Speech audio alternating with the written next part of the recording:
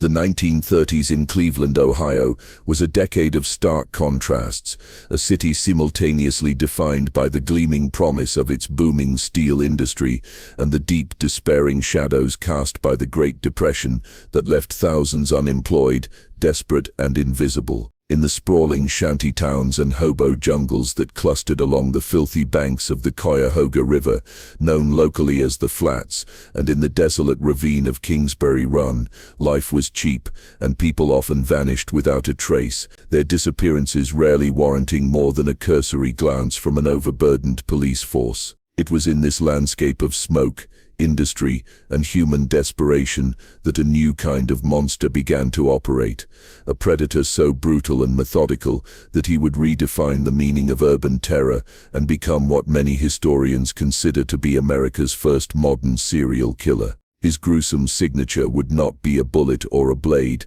but the utter annihilation of his victims' identities, earning him the chilling monikers that would dominate the press: the Cleveland Torso Murderer and the Mad Butcher of Kingsbury Run. The first act of this horrific drama began on September 5, 1935, when two young boys stumbled upon a gruesome scene while playing near the bustling Euclid Beach amusement park on Cleveland's east side.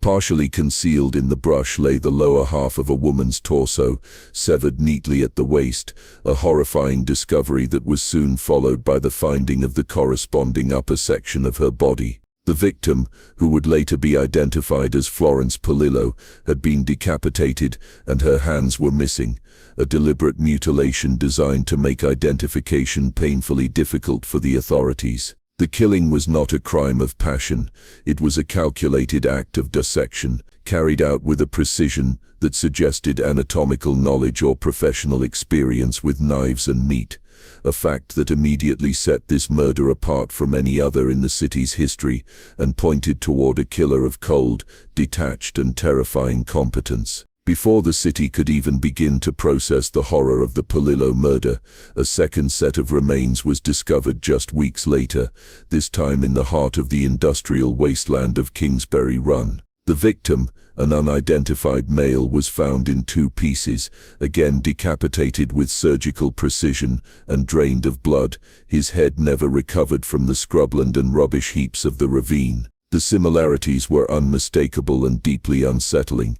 Both victims were from the margins of society, both were killed with astounding violence yet methodical care, and both were left in public places as if the killer was deliberately staging a grotesque exhibition for someone to find. The police now realized they were not dealing with an isolated incident, but with a systematic hunter who viewed human beings as mere meat to be processed and discarded, a realization that sent a cold wave of fear through the city's poorest districts. The years 1936 and 1937 became a relentless nightmare for Cleveland, as the butcher's activities escalated in both frequency and audacity, turning the city into a hunting ground where no one felt safe. A headless male torso was found neatly wrapped in a burlap sack.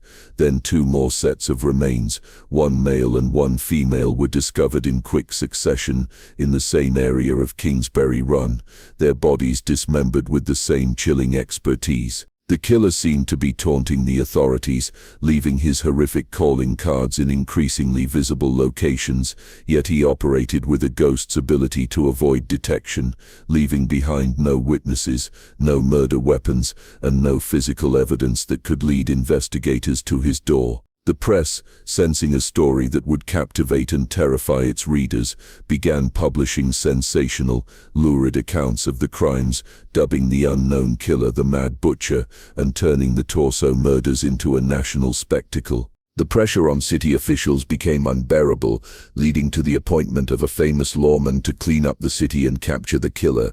Eliot Ness, the former leader of Chicago's Untouchables who had famously brought down Al Capone.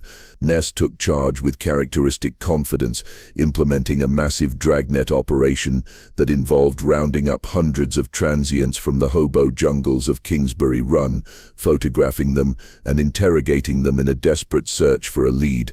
In a controversial and drastic move, Ness even ordered the burning of the shanty towns in the Run, ostensibly to flush the killer out of his hiding place and destroy his operating ground, an action that destroyed the meager possessions of the city's most vulnerable citizens and was widely criticized as a heavy-handed and ultimately futile gesture that produced no tangible results in the investigation. Despite Ness's high-profile involvement and the allocation of significant resources, the investigation stumbled from one dead end to another, hampered by the limitations of 1930s forensic science and the killer's meticulous efforts to erase all clues. Without the ability to perform blood analysis or DNA testing, and with fingerprinting often useless on the decomposed remains, the police were forced to rely on traditional shoe-leather detective work that proved completely inadequate against a foe of such calculated precision. The victims themselves presented the greatest obstacle. They were largely transients, prostitutes, and individuals who had severed ties with their families, making their identification a painstaking and often impossible process that left detectives without starting points to reconstruct their final days or trace their movements. The killer's choice of victims was clearly deliberate, targeting those who lived on society's fringes precisely because he knew their disappearances would cause the least alarm and their identities would be the most difficult to establish. This strategy demonstrated a frightening intelligence and a deep understanding of how society and law enforcement operated, allowing him to kill again and again with a perceived sense of impunity. He treated his victims not as people, but as raw materials, dissecting them with a skill that suggested professional training as a butcher, a surgeon, or a mortician, professions that would provide both the technical knowledge and the psychological detachment necessary for such gruesome work. The question of why seemed almost irrelevant next to the horrifying how.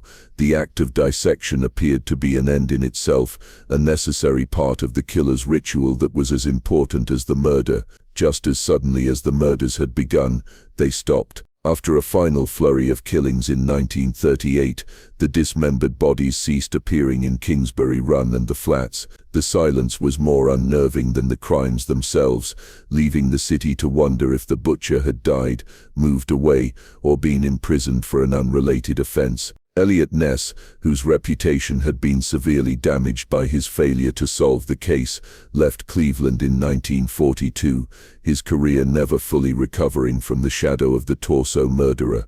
The official investigation grew cold, relegated to filing cabinets and the realm of local legend, a frustrating puzzle that had defeated one of America's most famous lawmen and left a dozen or more victims without justice. The case was reignited in the 1950s when a suspect emerged who seemed to perfectly fit the psychological and professional profile of the torso murderer, Dr. Francis E. Sweeney, a brilliant but deeply troubled physician and former Army surgeon with a severe alcohol problem and a family history of mental illness.